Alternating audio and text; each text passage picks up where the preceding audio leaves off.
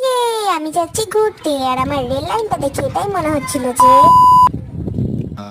अब आए ना लाइन पे।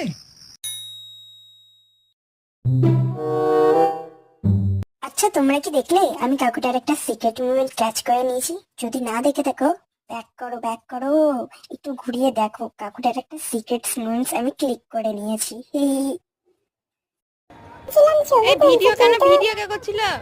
সন্ধ্যাবেলায় চলে গেছিলাম একটু ঘুরতে, আর পরের দিন একদম সকাল সকাল উঠে চলে গেলাম তারাপীঠে যাওয়ার পর ওইখানে আমি আমার ছাপড়িওয়ালা প্যান্ট দিয়ে একটু ক্যাটওয়ার্ক করে নিলাম।